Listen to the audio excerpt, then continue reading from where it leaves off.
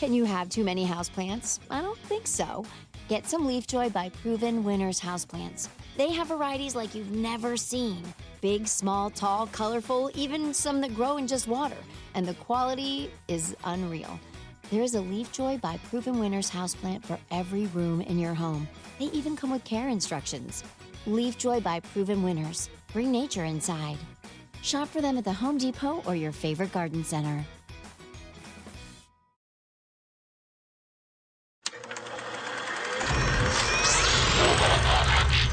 Game over, man. Game over. Johnny. You're gonna need a bigger boat. Why so serious? I am Iron Man. This is a tasty burger.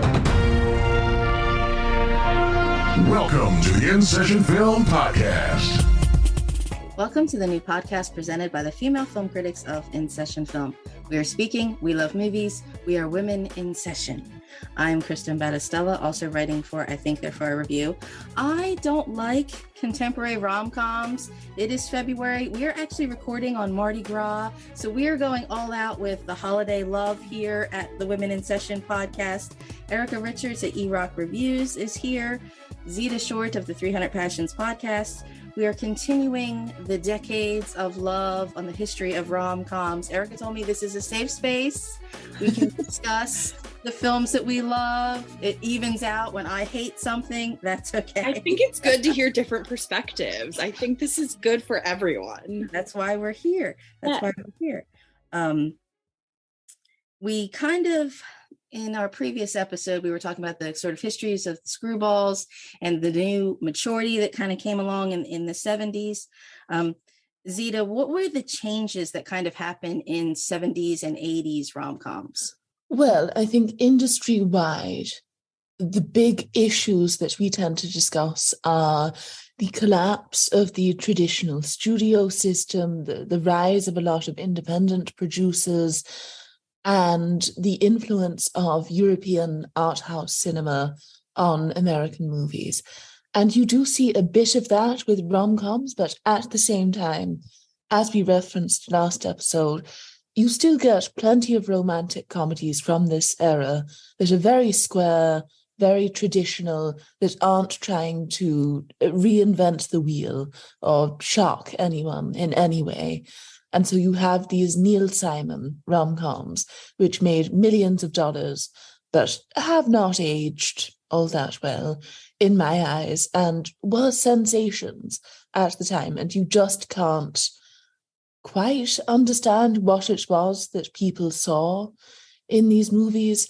And then in terms of the rom-coms from this period that we actually look back on fondly, you have, and we have to bring him up again, Woody Allen with Manhattan and Annie Hall.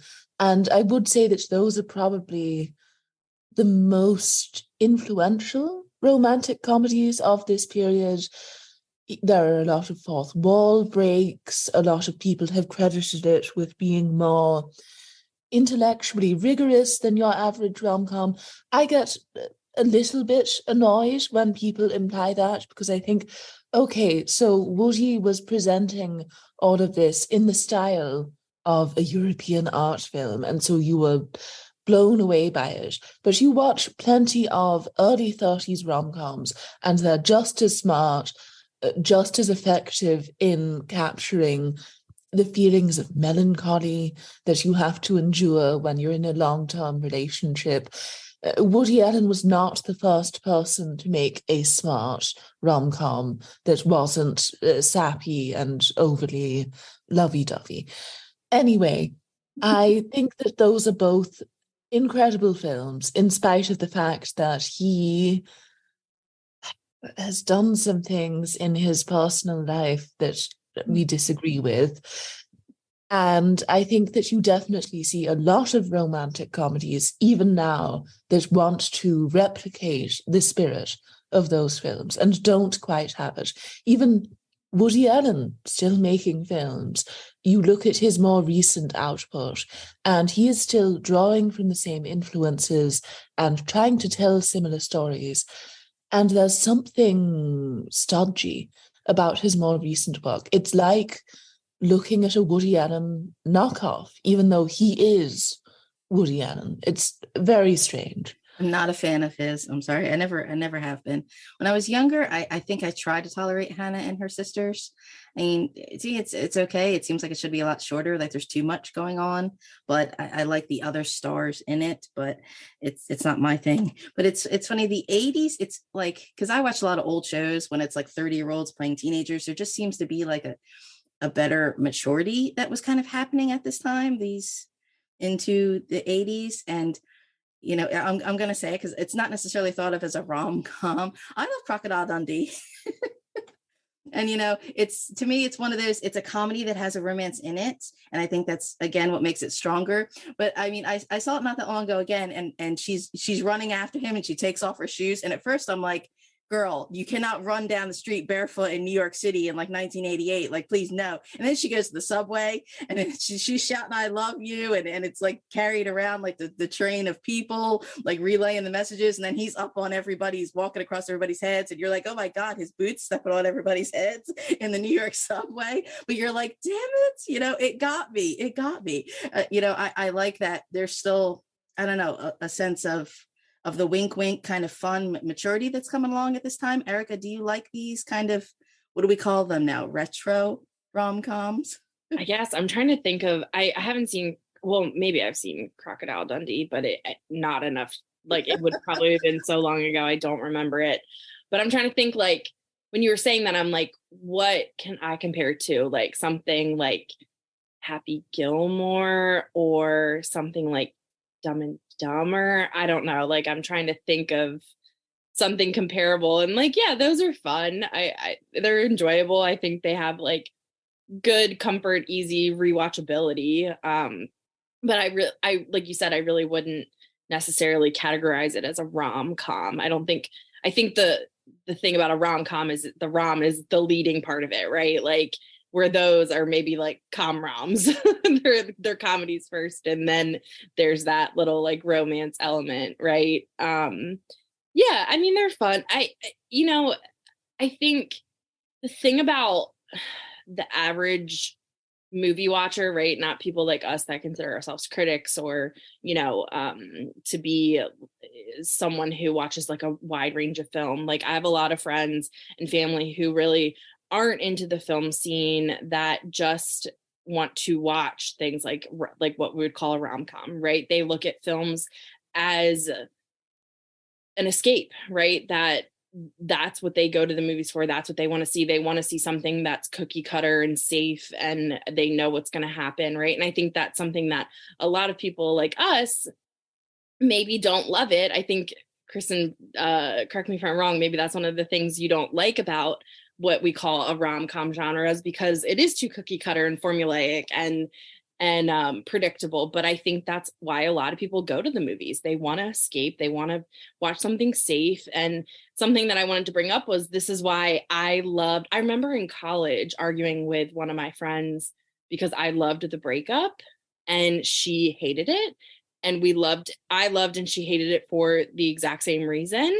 I love that they didn't end up together in the end, because that was like, like that was really like breaking the mold of this genre. And she hated it for that reason. She's like, that's not why I watch a rom-com. I watch it because of the unrealistic, predictable, ending and whole storyline, really. Right. And I think, it's nice to find comfort in those types of films. And I love that, like they're so rewatchable, right? Like the list of films that we have, most of them I've seen probably at least a handful of times over the years. Yeah, they're fun and they're easy to watch, and it's nice to just like lose yourself in it, right? Believe it or not, I think there may even be like a larger sociological study at work here, because around this time, I don't know, 40, 50 years ago now, is when you get a lot of in the publishing industry where category romance comes up. Like there's the literature kind of section in your bookshelves, like where would you place Romeo and Juliet, but category romance is like the big like Harlequin, Kensington types, where they are very strict. And I've had friends who have been under contract to them where they'll actually say, by this chapter, there has to be a kiss, by this page number, there has to be, the tit for tat or such, and for them, it is all about the formulaic that I can't stand. That it literally, that is about that escapism where you can't, pull the rug out from under a reader is fickle. You can't do that. That it has to be a formula. There has to be that escapism. And I don't know if this also became this era of this is geared towards women, because, again, I like the ones that were unique. And I know Zita wrote a lot about the 100 Years, 100 Passions at InSessionFilm.com. And Zita, you wrote about Working Girl. I love Working Girl. But again, to me, I wouldn't say that it's the romance is the thing about it.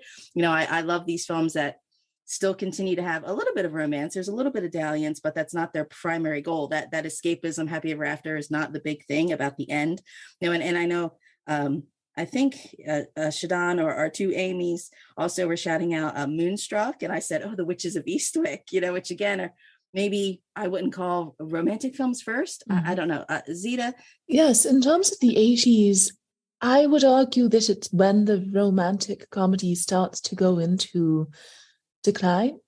And it's already sort of running on fumes in the 70s, because you definitely have less iconic, beloved romantic comedies from the 70s than you do from the 40s or the 30s. And just the amount of rom-coms getting made seems to go down. And then in the 80s, as you point out, it does feel as though you get an increasing amount of films that qualify as comedies that happen to feature a romantic subplot, but I would not categorize them as romantic comedies. They are comedies first and foremost. I think when most people think of, say, Crocodile Dundee, they think, oh, it's a culture shock comedy about an Australian going to America. And yes, he has his American fiance who gets together with him while they're in Australia. That's still not really the selling point of the film, you could say. And there are a couple of rom-coms from this period that I really do love. Moonstruck does feel like a throwback to a lot of those classics. And yet, I'm sort of disappointed by a lot of the other so-called classics from this period. And yet, by the time the end of the decade rolls around, you get When Harry Met Sally, which is one of the crown jewels in the romantic comedy crown, absolutely deserves to be ranked up there with It Happened One Night and with all of these other totemic classics in the genre. It is a perfect rom-com, which is not something that you can say of many films. And I treasure it. I think it's a truly wonderful movie. I almost want to weep when I watch it. Just the fact that something this perfectly put together exists. And then I remember, oh, but the rest of the decade is Or maybe one of the big problems is when I come across a film where I think, oh, that's technically a rom-com, I rewatch it and I think, well, no, not really. Say Big, a movie that I really do enjoy. I think the performances in it are fantastic. That's not a rom-com. I'm not rooting for Tom Hanks, who has the mind of a 13-year-old boy, to start dating this 30-something executive who is jaded and depressed and possibly mentally unstable. I'm honestly concerned for both of them when their characters get together in the film, even though I still love the movie. See, I like when the pressure is off and that it's not about the romance. And I think it gives the characters more room to shine compared to, when I've taken writing courses and there was like a really old romance book, it was like, if your character's a nurse, make sure you show them doing nursely things. Like the idea that these characters are stock because they're just being put in place for the romance, compared to some of these others where I like that it's more adult in a way. I don't know, like to me, Working Girl has all the corporate stuff, and there's more of the love triangles, and there's the humors. And here you have one that they get a lot of awards and a lot of love. And I don't know if that's because of the stars are still working at this point. Oh, okay. As a counterpoint, my argument with these 80s movies would be that a lot of the romances feel perfunctory instead of serving any real function in the story. And it does feel as though in Crocodile Dundee, Linda Kozlovsky is there to appear in a skimpy swimsuit in one scene and to give the hero someone to kiss at the end. And I feel as though you can get that out of action movies, you can get that out of war movies, you can get that out of any male-oriented genre film from the last 80 years. And to me, it feels like the reduction of the rom-com formula. It's not that love needs to be the be-all, end-all in these films, but it is a problem when it feels as though the romance is just being treated as this side dish in a film that is being advertised as a rom-com. And you watch Working Girl, and Harrison Ford gets barely anything to do in that movie. He gets the objectification treatment, essentially. He gets to have sex with Melanie Griffith, and he gets to tell Sigourney Weaver that she has a bony ass. He doesn't get anything fun to do in that movie. People give the film credit for providing us with a funny hero, but he's not given that many laugh lines. It was a problem in my eyes. So counterpoint, back to you. So you're saying it's like something like Crocodile Dundee is like a men's movie because the man is the lead and the girl is just there for him. And something like Working Girl is about the women because the man is made to be like the silly dunce. But my point is one of the most important aspects of the appeal of romantic comedies is that you have one or two or possibly more characters who feel well-rounded and fully developed and are both charismatic. And so there's a certain joy in seeing them come together at the end of the film because you feel as though you know both of them. Whereas in these other genres where the romance is a subplot, you do tend to feel as though, oh, well, this is unimportant. I'm just going to tune out during these scenes. And it is a problem, in my eyes, if the only rom-coms that are getting made treat their central plot as though it's unimportant. And to me, a movie like Crocodile Dundee doesn't qualify as a romantic comedy because throughout that film, you're not thinking, oh, gee, I'll be so concerned if Linda Kozlovsky and Paul Hogan don't stay together at the end of this film. You're thinking, he has a bigger knife. Wow, isn't Australian culture funny? Drat, you're ruining my pick. It's funny because I think of the difference, of course, when Harry Met Sally, of course, the big famous orgasm scene, she's all the fake, and it's become this like, this is a movie for women. Like women understand this scene implicitly. And it's so shocking that it's now on, captured on film. I'll have what she's having. Erica, you be our referee. Weigh in here.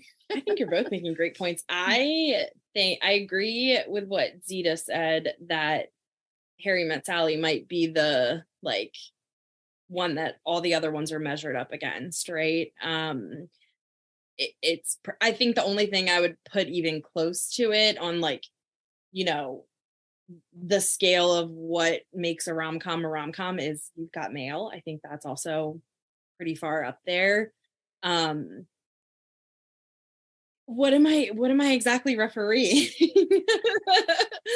I think if you ask me, I think that I agree. I think the plot, I agree with what Zita said, is that you have to make the plot something that people care about other than these two people ending up together, right? While Zita was saying that, I was just thinking about the new Netflix rom-com with Reese Witherspoon, who I love, by the way, and Ashton Kutcher, who I also really like.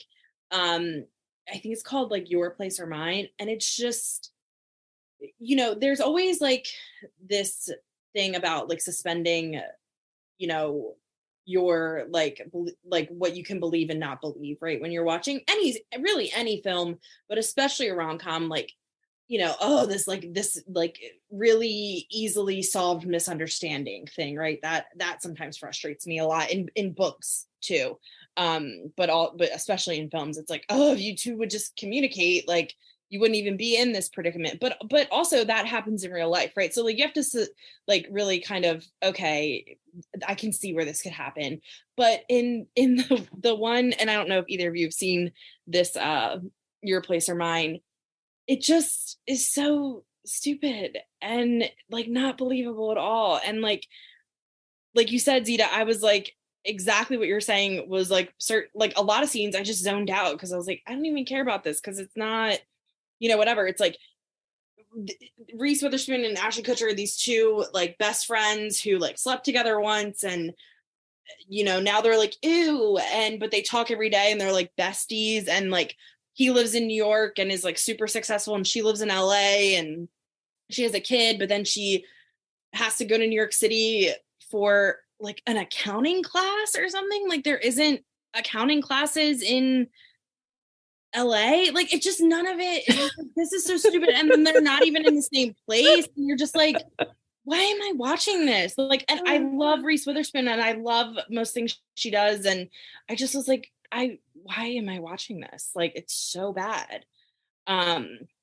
So yeah, I don't even remember what really happened, or I can't even really tell you any more details other than that, because I did not care so much about the plot that I wasn't invested in the characters. And I also was like, okay, I know they're going to end up together, right? Like whatever. Where something like How to Lose a Guy in 10 Days or You've Got Mail or When Harry Met Sally, like I'm really invested in these characters and what other things they have going on in these like in their like lives as these characters. And also I want them to end up together. That's what makes a good rom-com, I think. And not this like, how ridiculous of a story can we make out of it, out of nothing, and have these two people like fall in love, air quotes, right? You've Got Mail, I think I mentioned in the Christmas episode. I do like, I think because it has a book angle to it, holiday kind of sentiment. But even then, I feel like the ending is a little weak. But I feel like you love the star power, of course, of it. And then I guess it's kind of a side thing, because we said, Cher in the 80s. There's always seemingly the same people that we love reappearing. Meg Ryan, of course, in these comedies. And you just had me chuckling. I was trying to think of, there's one with Hugh Jackman and Meg Ryan, I think, not Meg Ryan, with Ashley Judd. That's like, no, there is one with Hugh Jackman and Meg Ryan. That's like a time travel one. Okay, Leopold. Kate Leopold, thank you. But then there is also one with Hugh Jackman and Ashley Judd that's like around like a TV station. Someone Like You. Thank you. Where it's like every time I see these and I like the people in them and I say, okay, I'm going to tune in for this, part of me is like, why did I tune in for this movie? And I'm a fan of Jared Butler, and I've watched a lot of bad romantic comedies for Jared Butler. So you're right. I think with Netflix probably is like, name people is enough to get people in the door for these movies. And I don't think that's the case. I think that probably died out 20 years ago. And it's amazing that Meg Ryan effectively had a career as like the rom-com kind of queen. Because I know, Zita, you wrote about Sleepless in Seattle for In-Session Film, but was When Harry Met Sally not on the list? It was, yes. Did you write about it? No, I haven't gotten to it yet. Okay. But obviously When Harry Met Sally is probably her most iconic, memorable film. It's certainly the one that people talk about most often. And I would say that her 90s output on the whole is pretty solid. I don't think she ever managed to top When Harry Met Sally, but it really does say something that people just kept coming back for more when it came to her performances in this type of film. And I like her work in Sleepless in Seattle and You've Got Mail and Addicted to Love. And I really wish that people, at least back then, had given her a bit more respect, because I know that rom-coms came back in a big way in the 90s, and you sort of had a glut of this type of film, and people got sick of them in an odd sense, which is very difficult to understand nowadays because we get so few of this type of film in theatres. And so that's kind of a shame. But I'm glad that she gets her flowers now. People really do respect her contributions to the genre. And Sleepless in Seattle is an odd case because I think of it as a romantic drama, but then we come up against the usual classification issue. Is it a rom-com or is it just a chick flick?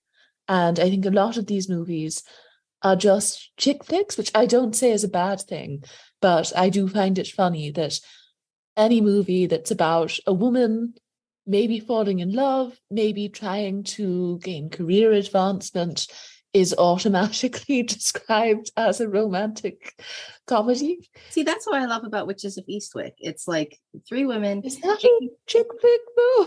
No, but they're taking power into their own hands. And, Veronica Cartwright is like the villainous kind of woman who starts spewing all the terrible things out of her mouth. Like, I like that the humor is not in the romantic courtship. It's in kind of like some of the vengeance and some kind of the evil getting back. And again, I feel like some of it's very provocative, and Jack Nicholson being nasty. But that's what I like about that. And again, so to me, again, yes, is that a comedy that maybe has romantic things in it? But is it a women's movie? I don't know. Because Pretty Woman, I wouldn't say is a comedy either. And then Julia Roberts, of course, was able to get that into, she did her fair share of romantic comedies, I guess. But she also had Steel Magnolias at the time, I guess. So she was better able, I think, in her career to balance comedy and dramas. The Witches of Eastwick isn't romantic at all, though. I don't think there's any point when the three women are hanging out at Jack Nicholson's lair where you think that it's anything other than a sexual relationship that they all share with him that is transactional in nature. I don't think there's ever a point where I thought, oh, wow, I'm just bowled over by how much these women feel for this old man. And so I think it's fine to classify it as a comedy, but love certainly isn't involved. I guess that's part of the debate in the movie, is they're each looking for a different element of love, and he fulfills them in different sexual ways. And I guess at the time, did that be perceived as scandalous?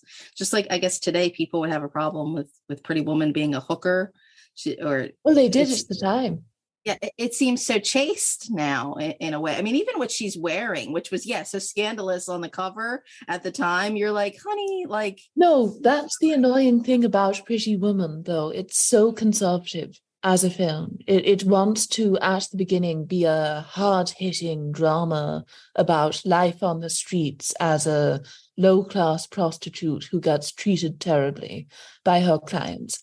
And yet you can tell throughout the film that this is a movie that is disgusted by sex workers and thinks that they should be treated as second-class citizens, do not deserve respect, and unless they make an effort to move out of that profession into a more respectable lifestyle, like being the high-paid wife of some wealthy man, which is definitely not similar to being a sex worker. It's just so frustrating, especially all of the scenes in which Julia Roberts' character, who is a hooker with a heart of gold, is contrasted with her best friend, Kit DeLuca, who I would say is a more realistic depiction of someone who has to go out there and face abuse every night from her clients in order to survive. And she's struggling with a drug problem. She is occasionally unreliable. They try to make her look dirtier and less made up than Julia Roberts. And we are meant to be disgusted by her. And we are supposed to think, well, of course, Julia has to cut this woman loose so that she can ascend to a higher class and go to the opera with Richard Gere, where she cries because she's classy enough to understand this high art form. It really got on my nerves. And yet that was number 21 on the 100 magazines list that you wrote about here. Going back and reading your write-ups on In-Session Film is pretty interesting. Yes, it's horrible. I'm glad that Julia Roberts became a movie star off the back of the film, but really, it's not the best showcase for her talents. The whole point of the movie is essentially just she's pretty, and because she's attractive, she deserves to be a kept woman who is taken care of by an evil capitalist. The message of the film is troubling. So we went from this brief window of things that seemed more mature, or things that were bending the genre and seemed nicer or have held up better. But then we go back to Pretty Woman just being like the big fairy tale again. I don't know. I feel like 80s rom-coms are pretty messed up too in terms of the ideologies that they attempt to advance. You watch Overboard, where Kurt Russell takes advantage of a woman with amnesia and gets her to serve as an unpaid housekeeper and nanny for his children. And at the end, she falls in love with him. And you think, okay, this would work if it were a dark comedy and they truly despised one another at the beginning. But the fact that it's meant to be adorable means that it becomes sort of disturbing. You think, oh, do Kurt Russell and Goldie Hawn think that this is how courtships should function? It's very odd. And so I wouldn't describe 80s rom-coms as more grown up or more mature or more evolved. I think the 90s rom-coms, depending on who was making them, occasionally feel more adult in terms of the themes that they attempt to latch onto. You even look at something like Sleepless in Seattle. I know I said that could be classed as a romantic drama, or Jerry Maguire. I think that is a very dark rom-com. It's Tom Cruise's character could be read as a sociopath. He exhibits some very disturbing behavior at times. And I feel as though there's a way to read that film as a reflection on a man who will never find happiness in a relationship, and he's only ever able to pull off the grand gesture. He knows how to win back her affections, but in the long run, on a day-to-day basis, he is a bad husband, and he does not want to give himself to this relationship because he's saving all of his energy and all of his effort for work. And so at the end of the film, you think, no, Renee Zellweger, don't be lured in. Don't get back together with him. But she does, and you sort of get it in that moment, but automatically think, these people are breaking up again in a couple of months. He is not ready for this. Jerry Maguire, I think, falls into that men's movie, not a women's movie. Erica, you like the 90s things that happen? Because to me, there's just too many that are all the same in the 90s. Yeah, I do want to backpedal a little bit because I think I love the point, Zita, that you made about chick flick versus rom-com. And I think a perfect example of that is one of the 90s films, which is like, honestly, crazy to say, but it's probably one of like my top 10 favorites of all time, just because like feel like I grew up with this movie, is Clueless. Yes. I think that's definitely a chick flick.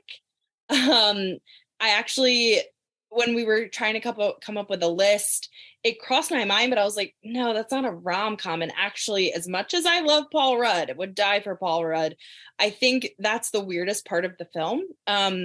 I think when I was a child watching this, I probably was like, oh, they're cute, like they're in love. And then I got older and I was like, this is weird. Okay. But I still love that movie. It's like one of the movies that I watched over and over and over again on VHS when I was growing up. So I love this debate of, you know, how much we're breaking down the rom-com genre, right? Like, I don't really think Clueless is rom-com. I think it's a chick flick, just in the same that like Mean Girls is a chick flick, or Now and Then, which is another film that like defined my childhood. So I think it's just interesting to take a look at what we really think defines this genre that we're talking about. I'm trying to think of other 90s ones. Pretty Woman, I guess that was 80s. Is that right? 1990. Okay, yeah. I mean, I love Pretty Woman, but Zita, I think you make great points. Of course, America can't have the Kit character, whatever her name is, I can't remember, be the main character, right? Like we can't go down that road. But I actually love that character. I thought she was like obviously way more edgier and cooler. And yeah, I agree. I think Julia Roberts is just there to be pretty and be Julia Roberts. And I think it's a, you know, it's one of the ones that we look at and think like, oh, this is, you know, another one that tops the rom-com list. But yeah, it's just, again, I also think the rom-com doesn't really dive into, again, this is where like the audience that wants to see the what we consider the classic modern rom-com don't want to see the other character story, right? They want to see the Julia Roberts story. It's safer and it's safe, right? The safety in Pretty Woman, you know, part of me almost wonders, is the Kit character meant to have AIDS? I wonder if there's some kind of veiled commentary of like, look at the bad things that happen if you stay in this profession. This will kill you. It's horrible. And then this, oh, but the fairy tale of, okay, you do your work to get married. It's still this fine line of, I mean, you can't be talking about the pill or premarital sex or something in the 80s yet. There still has to be the goal of marriage. So it's kind of weird. And then I feel like the 90s really came on with a lot of the teen comedy things. And like Clueless, I love, but it is Emma. I hate Jane Austen. But again, do we come back to women read more of this kind of literature? And like 10 Things I Hate About You is based off of Shakespeare, you know, where I feel like these were they were reinventing these kind of romantic stories for the teen audience in the 90s. Like She's All That. There's so many of these that I remember seeing in the movie theater at the time, because it was like if you went with a group of people and you didn't get a choice to see in the movie theater, you know, like, gosh, I think I saw something. It's so funny that Drive Me Crazy, Melissa Joan Hart. There were some bad movies that I had to see in the theater. Again, they were all the same. I hate like the public declaration in rom-coms. Like everything has a pattern where there's always like some kind of public confessional or grandstanding or something. And I'm like, who really does this in real life? Nobody. Everybody would be embarrassed at like the school dance if there was something humiliating that happened. They wouldn't get the girl. Come on. Okay, Kirstin, even as a person who adores rom-coms, I have to agree with you there that it's my nightmare. Honestly, if I were dating somebody and they just assumed that I wanted them to publicly humiliate me by declaring that I'm sorry, I love you, in a space where, say, my co-workers are watching on, it would be mortifying. And it does prove to be a real problem in some of these movies where you think, well, this isn't cute, this isn't moving, I hate this. And I think the best examples of the genre sort of get away with it. Say When Harry Met Sally, where he runs into the New Year's party, and I appreciate the fact that he's yelling at her, but you have all of these people dancing around them, kissing, not really listening to them. So in essence, it is public, but it also feels as though they're in their own little world. And I think that's one of the most romantic things about it, because so much of the third act of that film is the two of them being lonely and on Christmas noticing other people in love and they have no one to share that joy with. And then finally, they're surrounded by other couples and they themselves get to share in that joy. And I agree. I think that might be the most romantic scene of any of like the rom-coms that I've seen or whatever. I think that is because it's genuine, right? He's doing it because he has to tell her in that moment, not because he wants the whole world to know, right? And I think that's the difference of what we're talking about here is these big grand gestures, like when Heath Ledger is singing on the stairs in 10 Things I Hate About You. But I do love that scene. But yes, I agree that if it ever happened to me, I would be mortified.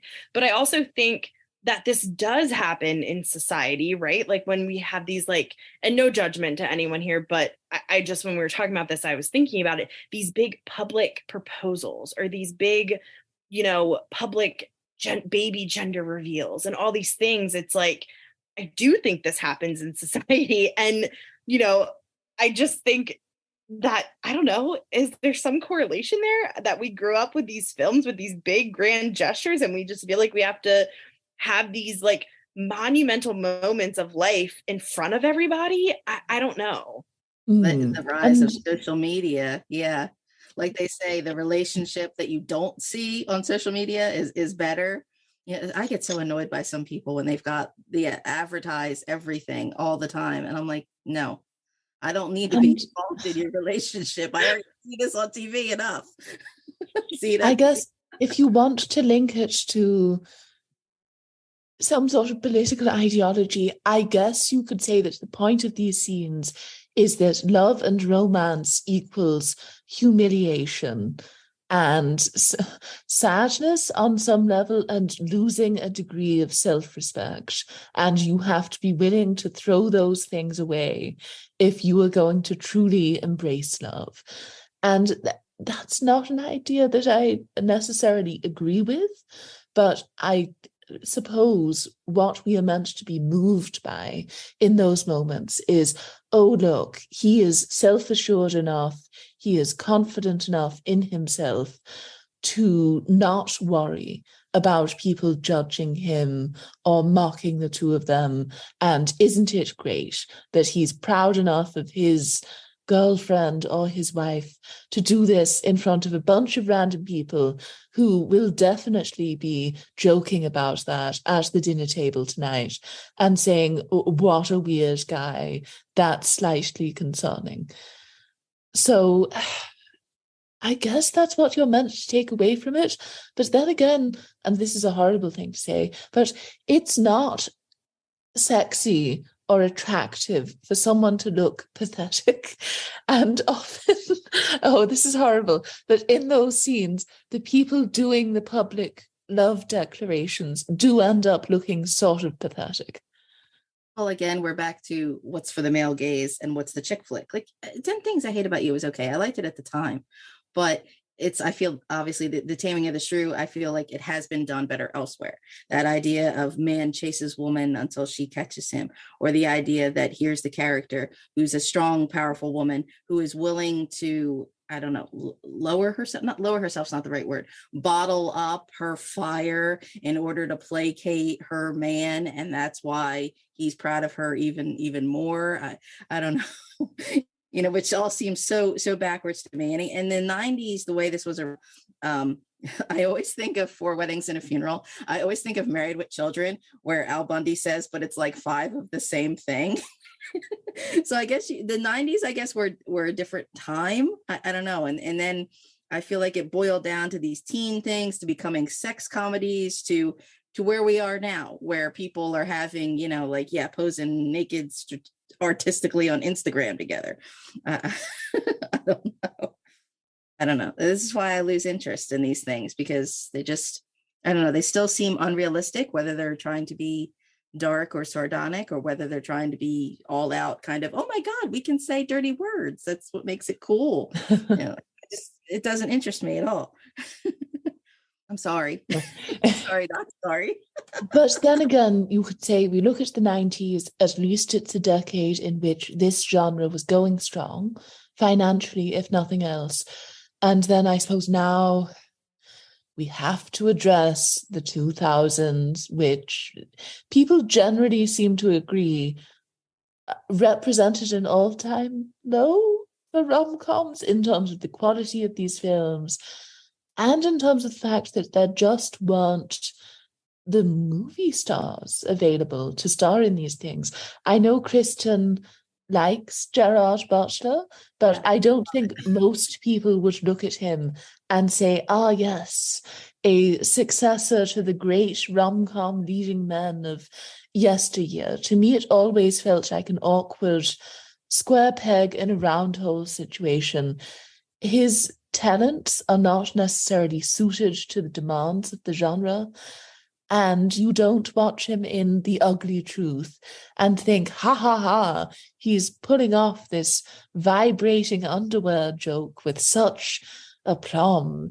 It's just uncomfortable to watch. And I can really see why, even though I wish it hadn't happened, people lost their appetite for these films. And even movies from this period that people try to advertise as classics, like How to Lose a Guy in 10 Days, do not stand up to the 90s classics, say, that we've talked about.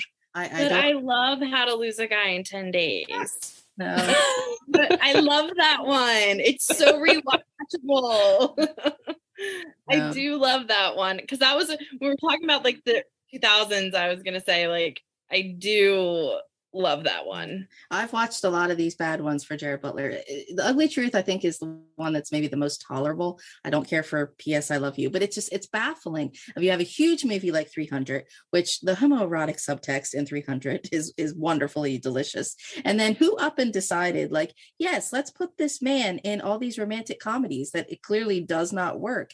And I don't know. I mean, now he's getting to come back in this kind of career, like revisit of these old cool kind of action movies. But it's like, wow, the left turn and the derailment and how that's what happened for The Man.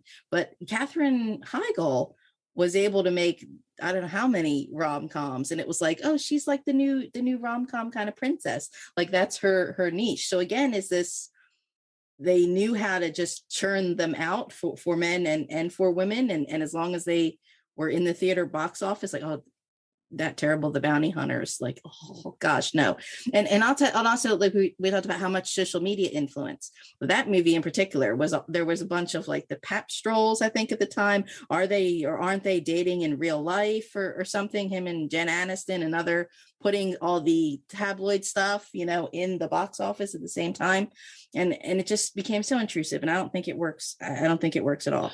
I think that had happened in previous decades, though. You read gossip magazines from the 30s, and I would say they're even more gossipy than the sort of tabloids that we have today. They're very eager to suggest that co-stars were getting it on. But you're talking about, though, the studio system, though, a lot of times putting that package together. And I think we went through this law where maybe it was the stars themselves, I don't know, Jen versus Angelina, stuff coming around all this. And now I think we've come back to, I don't know, both at the same time, which is weird. You have people who were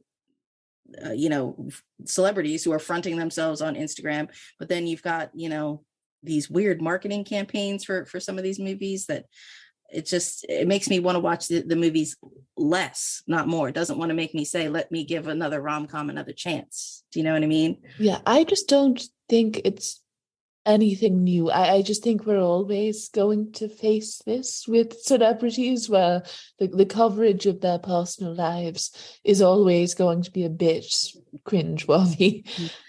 Erica, did you also like the Bridget Jones movies? Because didn't they just make like a legacy sequel for those too? You know what's funny is I didn't see the first one until very recently, within the last less than 10 years, probably like 6 years or so. And now that I'm thinking about it, I don't know if I've watched any of the sequels. I think I have, but I can't really remember. So I'm like, were they that memorable? I think the first one is great. But I also think it's one of those that I think if you didn't watch it when it was like a thing, maybe it didn't really sit as well with you. Like I watched it and I was like, oh yeah, this is good, but I don't think it had the same punch as something like When Harry Met Sally. I don't think when anyone watches that for the first time, and someone who isn't even like a rom-com person, like I showed that to my boyfriend and he was like, yeah, that was great, and he won't even like usually give rom-coms a chance, but I was like, this is the quintessential one, you have to see it. I think Bridget Jones is great, but I just don't think it had I think it was like hyped up too much before I saw it for me. Like it was like a bunch of people were like, you have to see this, you would love it, and it was like, I don't know if they like hyped it up too much and then it didn't quite meet my expectations. It was good, but if you're gonna say you want to sit down and watch a rom-com, that's not the one I'm gonna pick. Well, it's also based on books, correct? And it's kind of funny that this really are sequels as opposed to like Meg Ryan movies are just like, I don't know, they're unofficial kind of sequels. It's, oh no, another Meg Ryan rom-com kind of entry. And I feel like, did everything come to this point of, if you've seen one, you've seen them all, and that these did kind of become popcorn for women? Because now the pendulum has swung the other way where it truly are popcorn superhero kind of flicks. So how did the rom-com die? Well, I think they've always... You both both of the girls come on like, no, in defense of the rom-coms. No, that's not what we're saying. We both have explanations. Go ahead, Zita. Well, I think they've always been seen as popcorn films for women. They're not very critically respected. And as we discussed, back in old Hollywood, these things were churned out very, very quickly. They were not given the sort of lavish preparation that was provided to historical epics or dramas of this sort. And so I don't think that anyone looked at these as great pieces of art, even when they were at the height of their popularity. And I think the difference is just that these movies are generally mid-budget or even low-budget productions. And in today's environment, it's very difficult to get that sort of project funded. We primarily see massive blockbusters heading into cinemas, and they cost hundreds of millions of dollars to make, and they make billions for their studios. Or you have a very low budget horror that becomes a surprise success and makes $90 million and expands into a wide release after being in limited release for a couple of weeks. And so there's just really no middle ground anymore. And I think that's how it's been pushed out. I also think you have to consider the impact that television has had on the genre. You have the Hallmark Channel, which is entirely devoted to making films that follow this formula.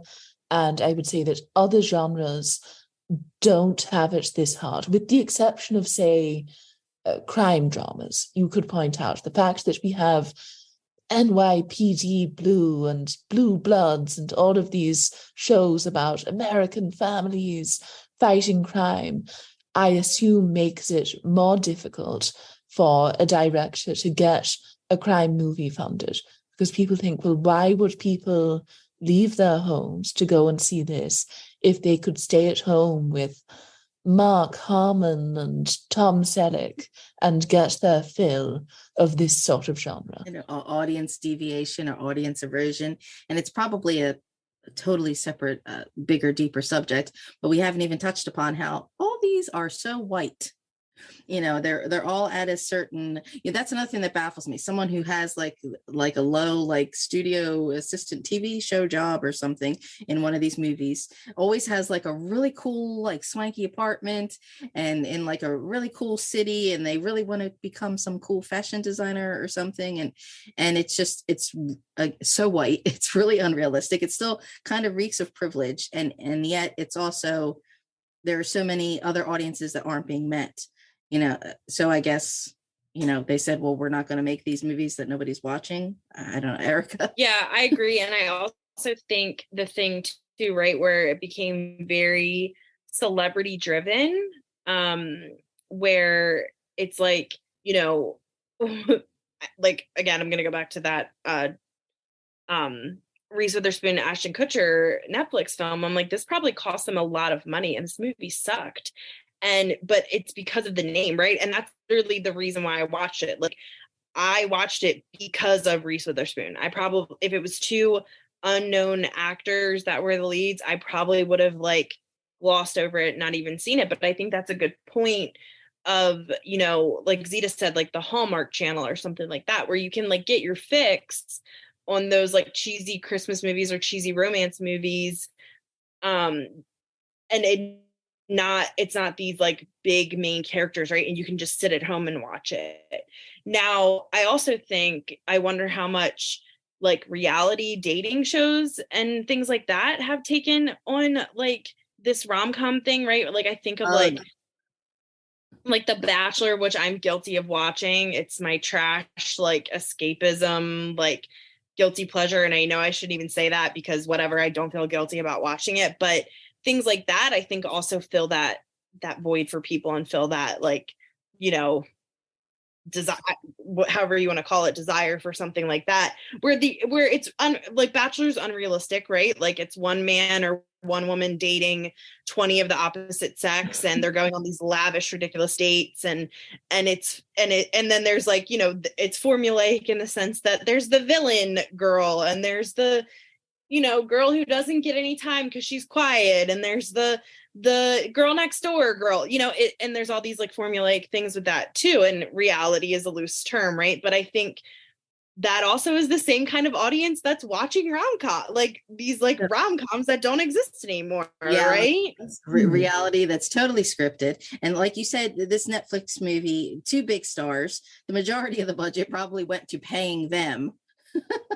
So it's like they're spending a lot of money and they're not getting any of this value. And it's, I'll mention it because Zita and I talked about it before on the podcast. I loved Results because it was a no budget movie, but it was like not formulaic. It was very that mumblecore where it was kind of unscripted, and it just felt so much more realistic. And yes, I did like the stars, the people in it, but the idea, like Erica, you said you would not have sought out the film without the names of the stars. But to me, I had to think about it of like, you know, something that was different and intriguing that I would almost say is a drama that has romantic and comedic elements in it. Even if they didn't have the stars, I might have given it a chance.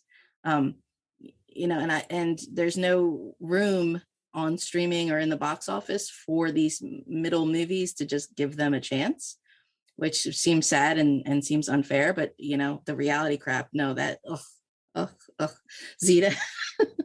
No, I completely get the appeal of a show like The Bachelor, though.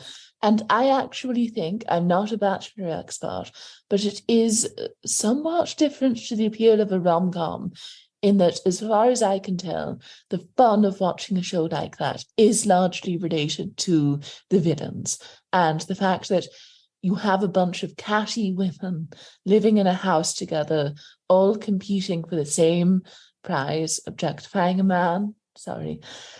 And of course, they're being very bitchy to one another. There's all sorts of scheming going on and backstabbing. They're all very Machiavellian in their approach. And I think that's the fun of it. And I can embrace that, but I do think that it deviates from the rom-com formula in that way, in that I don't think that most people watching those shows are there for the Bachelor himself. He's just a handsome hunk of Wonder Bread that these women can fawn over. It's been done better elsewhere. We talked before about Death Becomes Her as well, which again was the same thing you were describing, where that frenemy, women who are catty to each other, and it's all about their looks or which one's topping the other. And the man who's supposed to be in between them is actually what's inconsequential, that it's much more about the women being evil. And of course they had, you know, the special effects and the horror that kind of went with it. So I like that, like you mentioned before, something that seemed comedies that had darker elements to them. Like, I don't know, I would just rather things be actually truly more realistic than just the formula all the time. I don't mind the lack of realism in reality, though. I don't go to it for a cinema verite portrait of life as it is. And if you watch, say, The Real Housewives, that's high melodrama, and that's its appeal. I wouldn't argue that when you watch those shows, there's any pretense of it resembling real life in any way. And those actresses, I would describe them that way, do a good job of what they do. They give the audience what they want. And the screenwriters who presumably work on those shows are good at developing narratives and plot lines for these women to follow. You're killing me, Smalls. You're killing me. Real Housewives, no. Desperate. I didn't care for Desperate Housewives either. But yeah, what about the unrealistic nature of when we do get rom-coms today? Like I'm thinking of things that again have strayed far into these sex comedies, Friends with Benefits, or like Zack and Make a Porno. Like I feel like they're trying to be so over the top scandalous, and there's always like gross out moments where I'm just like, stop. I'm an adult. I don't need to see all this baloney. On something like Friends with Benefits. Mm-hmm. Yeah, I like it. What? I just feel like they're so unrealistic that it's just, I don't know how the genre could come back to something that's relatively mature. And I things like When Harry Met Sally and Sleepless in Seattle, I think that they're the big temples for a reason. I don't know, because they have a level of maturity and stylishness, and they're well done compared to just, let's talk about sex. Yeah. Well, maybe that's a good distinction to make, though. Should there be a divide between sex comedies and romantic comedies? And does Friends with Benefits count as something that's entirely different? I think it's fine to have movies about sex that are unrealistic, up to a point, of course. Obviously, you don't want to mislead kids into believing that contraceptives don't work or something. But say 9.5 weeks, the sex scenes in that film are completely ridiculous. They're as realistic as something that you would see in a musical. But that's fine. The movie makes no pretense towards being realistic, again, and it's meant to be a fun piece of fantasy for bored housewives to enjoy. Again, I wonder how much social media has an influence, because what we perceive as, like you said, these things are not supposed to be realistic in these movies, but then we're seeing all this loved up stuff on Instagram, like Erica was talking about, those big reveals or there's proposals that have these perfectly placed like sunset, like beachside kneeling scenes, and I'm thinking, well, somebody else is there taking the picture. How did they not know? Like, these things are obviously staged, that we live in a world that is all about this facade and this unrealisticness. So I guess it is frustrating to me to watch a movie that's saying it's not worried about being unrealistic, but I know that it is unrealistic. But is it also more about image, right? And then that's what we're seeing realistically in the world, is this concentration on image. And whether it's realistic or not, it's, I think, people now trying to make it a reality. And I think, I can see the correlations of, we have to get the perfect shot and the perfect lighting and the perfect this and the perfect that, because it's something that has been drilled into us from these things that we're talking about, right? I don't know. I mean, so and I think unhealthy. It's so healthy. I mean, we're looking at these things. Bridget Jones, how Renee Zellweger was supposed to be so fat in that, and look how she lost so much weight to be in Chicago. And you're like, she wasn't big to begin with, or all of a sudden the way some of these women were so obnoxiously tiny in the aughts, and it's becoming weird. I don't think it's good. It's no longer, this is fun popcorn flick to sit down and relax and just enjoy, a fun 30-year-old movie. Now it's become like, this is kind of weird. The woman doesn't have to have every scene in, a bikini or the shower or the towel or something. It's just, I don't know. I don't think it's healthy today at all. But I do think there's a distinction to be made between films that are very sex positive and that feature a lot of nudity and sexuality, but present that in a positive light, and don't try to imply that people who have premarital sex are dirty and they're sinning and they deserve to be punished, which is definitely the tone that I think a film like Pretty Woman takes. That is a movie that seems disgusted by sex, while also suggesting that the ultimate purpose of a woman is to get a man, and in order to do that, she needs to use her sexual wiles to lure him in. That's a movie with a gross, ugly message that, in being PG-13, I think, and not featuring any nudity, presents this sort of horrifying view of the world, in that the good characters, who definitely have sex, we know that, but they don't appear nude on screen, so they're good people, whereas the people who do get their breasts out and who do even appear to enjoy sex, they're bad. And so I would argue at least some of these modern rom-coms, maybe they go a bit too far with the vulgar language, or they seem like they're trying too hard. It's definitely better than what we used to get in the past, with this sort of awful puritanical tone. Puritanical, something like Hallmark. Again, we're having audiences that's needs are not being met. We're not seeing Black comedies, we're not seeing gay comedies, we're not seeing lesbian rom-coms, or they're in other comedies and they're played as like the joke, or they're what's played for the humor. And it's like, that's so, it's cruel. I mean, at best it's unfair, but it's sometimes you're like, well, this is so mean. How come there's a whole separate audiences and genres here that aren't being met because we keep churning out the same negative images? Erica? Have either of you seen the rom-com Bros that came out within the last, I want to say, year or so? Billy Eichner, and it's a gay rom-com, and it's, I think, have either of you seen it? Yes. Zita, what did you think? I want to approve of the fact that Hollywood is finally making a push towards making romantic comedies about same-sex couples. That is very positive. However, they have technically done that before. So I know a lot of people got sort of annoyed that it almost felt as though the marketing campaign was suggesting that you were a bad person if you didn't support this groundbreaking film. And the movie itself was poorly made in my eyes, which was a shame.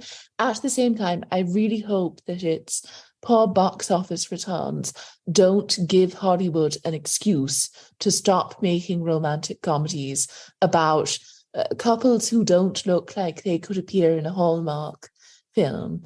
And it will be very frustrating if they don't take more steps to introduce more diversity into the genre. I think that's the only way the genre will survive. If it stops relying on the contrivances and the formulaic, and if it gets into doing unique storylines with diverse audiences and diverse and unique couples, because I'm not interested in seeing the same old being shoved down our throats. I want to see things that are tugging at different my evil black dark heartstrings. Erica, did you have any contemporary of your top 3 rom-coms that you would recommend as the starter pack? Oh gosh. Definitely When Harry Met Sally, You've Got Mail, How to Lose a Guy in 10 Days. Oh God, this is hard. I think those would be my, what was that, 3 that I said? Yeah, I think those would be my top 3. What year was How to Lose a Guy in 10 Days? 2003. I just looked it up. Okay. So you still kind of chose 88 to 2003 as the window?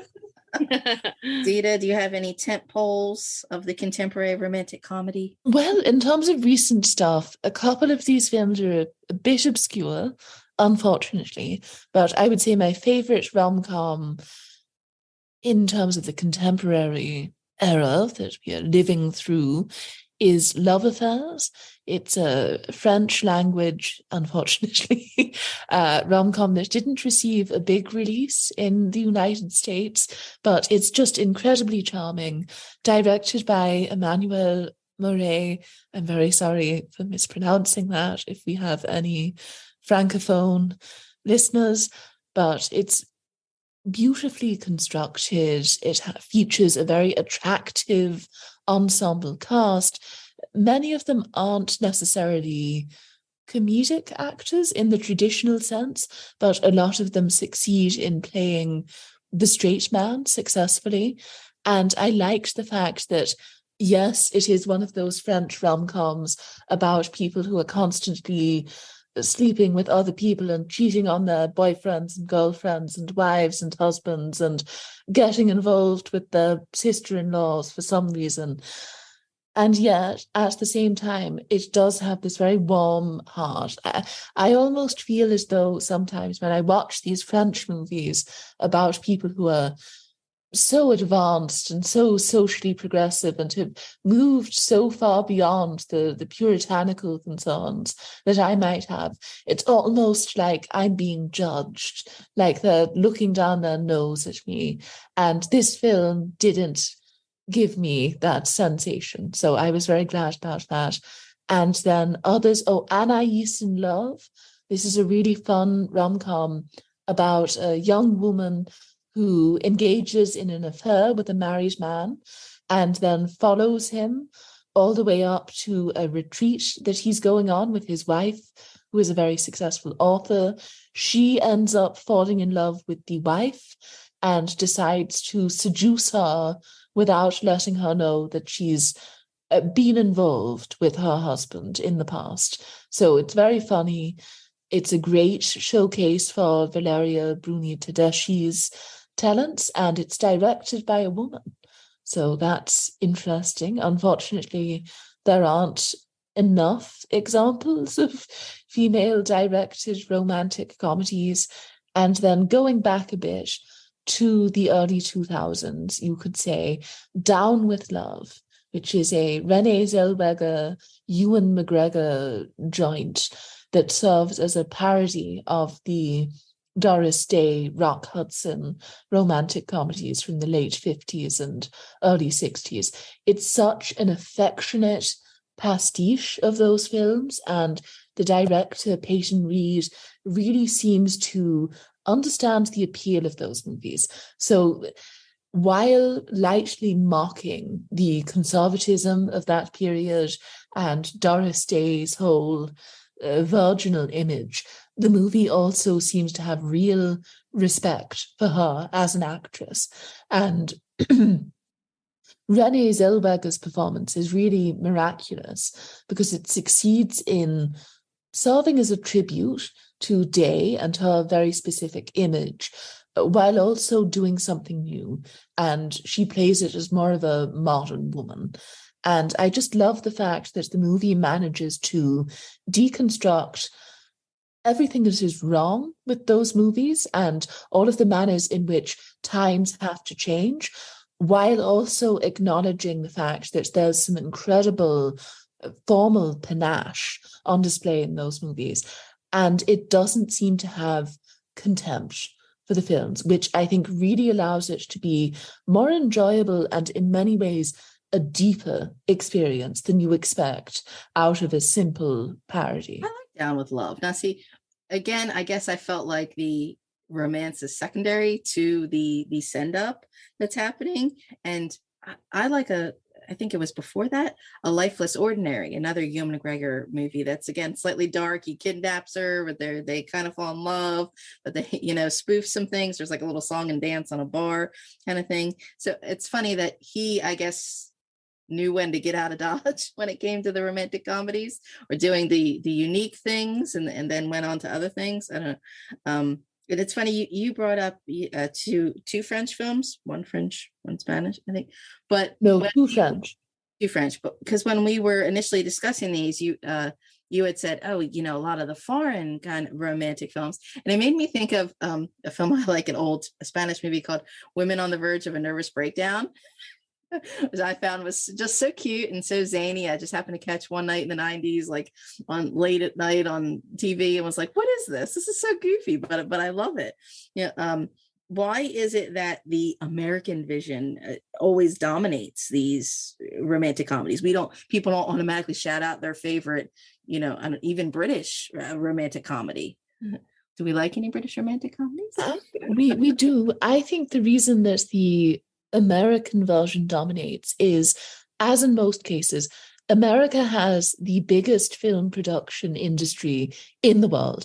They make so many more films than any other country that it's absurd. And especially when considering old Hollywood, they were really the dominant force. So even if you have foreigners coming in and directing these films, they still technically count as American product and are tailored to reflect the American viewpoint. So you could say, when we discussed the classics, Ernst Lubitsch, a German individual, had a huge influence on the genre and its development in the 20s and the early 30s, and really set the template for all of the rom-coms that were to come. And yet these movies are still American at their core. Even though a lot of them were set in Europe, they still give you this American view of, oh, wow, isn't Paris beautiful? Look at all of this exoticism. Haha, isn't it funny that these characters are so licentious?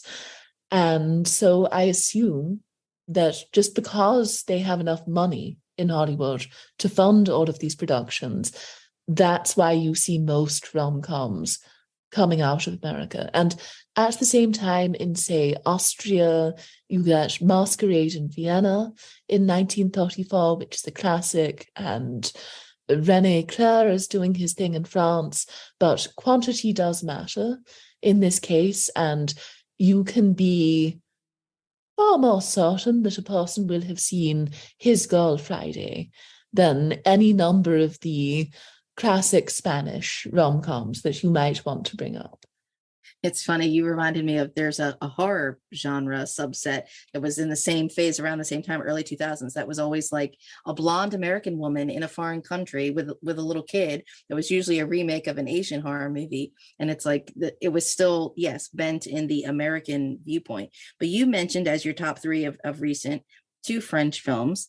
Erica brought up Bros, recent gay indie rom-com. It's like the mainstream American view of the rom-com is the one that's the problematic. The rom-coms are better elsewhere, Erica? Yeah, I'm even trying to think of like some things I would consider that are still American movies, but I would consider like not the idealistic, what we think of as like a classic rom-com, right? Like I was thinking of Chasing Amy. I assume both of you have seen that. And yes.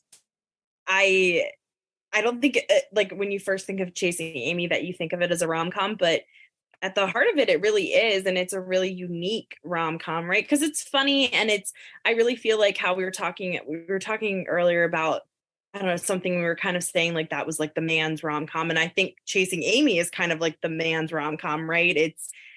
It's unique and it's kind of a different type of setup, and it's also one of those that where the two don't end up together in the end, even though you really kind of wanted them to.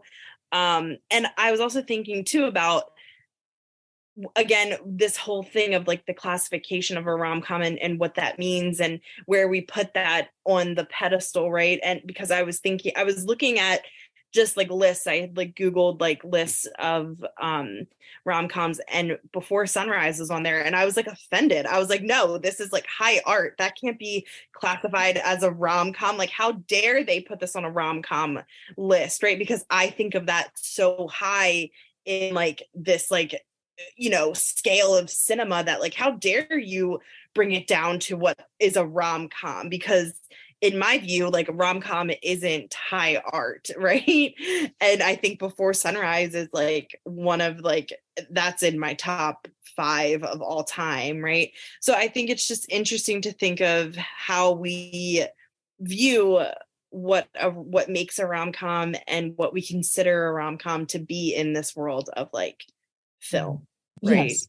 That is such an astute observation. And I think one of the things that you notice when it comes to the foreign films that do get imported into Anglophone territories is this: they do tend to be, and this is the stereotype, very serious, very long films about important issues. There's a suffering child, or there's a woman who has recently had a miscarriage and is now considering suicide, or a genocide occurs. There's always something horrible happening in these films generally. And it's very difficult, it seems, to get certain audiences to take foreign language films that do take a happy-go-lucky viewpoint seriously. That is seen as the domain of American cinema. They are better than anyone else at crafting populist popcorn entertainment, and a French version of that sort of film couldn't help but be second-hand goods. Just, it would be a gloss on a movie that has already been made well enough in America. And so people in New York, say, are not crying out for the German version of When Harry Met Sally. They want to see the latest World War I drama.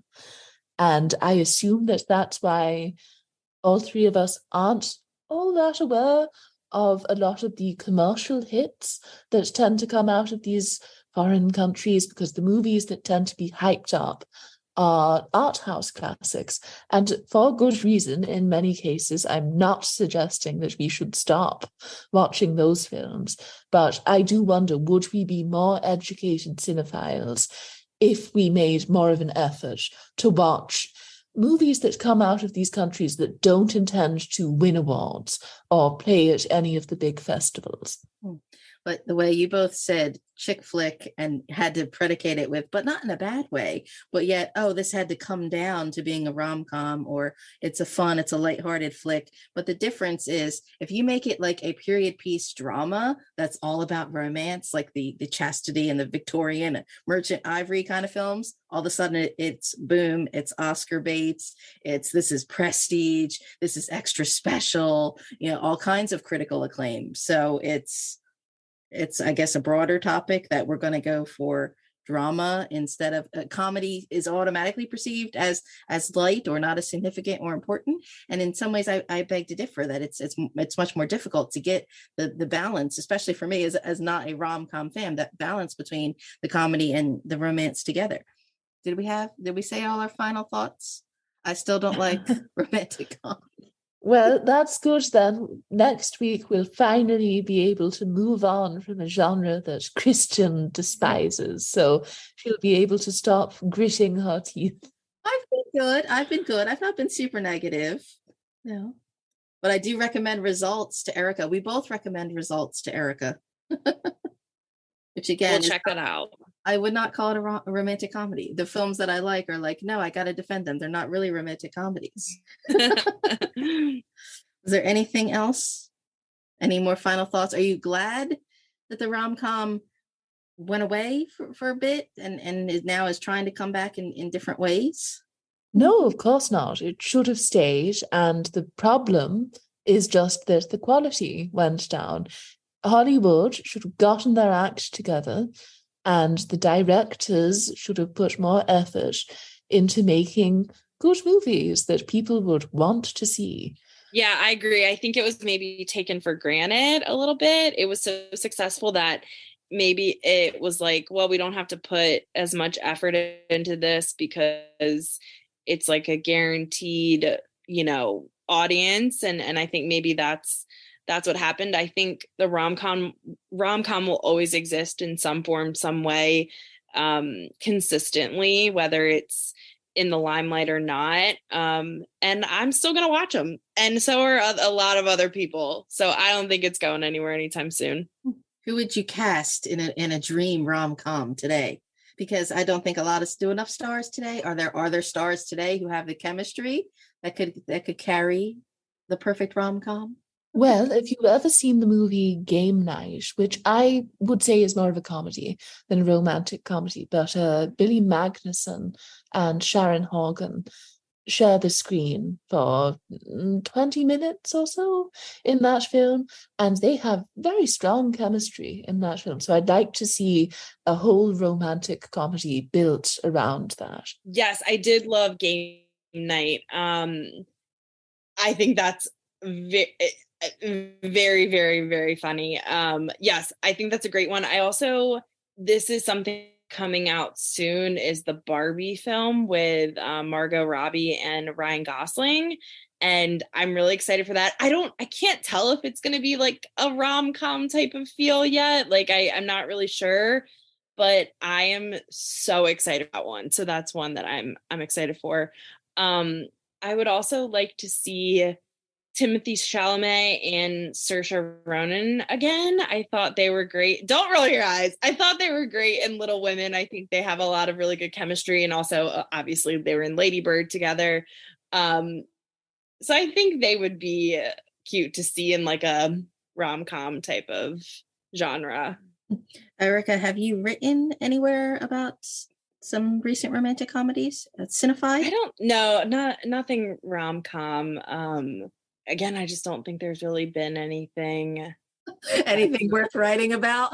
Yeah, I mean, again, like the only recent one, well, I saw Bros, right? And then the Netflix one I was talking about, but no, I haven't written about a rom-com anywhere recently, but I'm open to it. I should say I'm Kirstin Battestella. I don't know if I said my name. I'm the one who doesn't like the romantic comedies, and yet on my blog, I think that for our review, I actually have written a few about rom-coms. Ironically, probably negative perspectives, but that's okay. Erica, you're at E-Rock Reviews, so we can follow your recent recommendations. Zita, the 300 Passions podcast. What are you talking about recently there? Well, we've been talking about a little-known Liza Minnelli film called The Sterile Cuckoo. Have either of you heard of it? No. No, so it's a movie that romanticizes stalking and harassment. She plays a young college student who falls madly in love, some would say obsession, with a new student attending the school, and they briefly enter into a consensual relationship. He breaks it off, or tries to break it off, and she just continues for around an hour to chase after this man and to psychologically torture him, and the movie wants you to think it's cute. So there's a lot to get into there. That's a whole other topic that we could discuss as women watching movies where it's obsessive, it's stalking, it's scary. This is an unhealthy relationship. I think that about a lot of these rom-coms, but again, a whole other topic. We have lots of things coming up as well at InSessionFilm.com. Amy Smith, our awards editor, is gearing up, chasing the gold, and we'll be dabbling a little bit in Oscar territory, I think, coming up soon, because everybody loves to talk about the awards. And you can follow what we've written at InSessionFilm.com, at InSessionFilm on Twitter. Also on Instagram, we do post a couple little fun pictures every once in a while if you want to follow us there. You can also see, hear, and read our flagship podcast on YouTube. They've got some goodies and extras on Patreon as well. Ladies, thank you for being here. I survived the rom-com conversation. Yay. Thank you, girls. And thank you to our listeners. We had a lot of likes and follows and shares and everything like that. So that's always nice to see that there's love. There's still lots of love going around. What was that? No, Erica said something. Oh, did I? No, I'm sorry. No, I thought you girls were making fun of me under there. No, just give us some time and we'll get you on our side. I think we just need a little more time. Feel the love. I do feel the love in my black heart. It's okay. So thank you for listening, and we'll see you at the next Women in Session.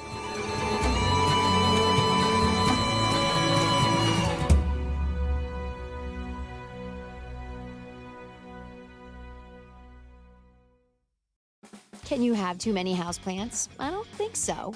Get some Leaf Joy by Proven Winners houseplants. They have varieties like you've never seen. Big, small, tall, colorful, even some that grow in just water. And the quality is unreal. There is a Leaf Joy by Proven Winners houseplant for every room in your home. They even come with care instructions. Leaf Joy by Proven Winners. Bring nature inside. Shop for them at the Home Depot or your favorite garden center.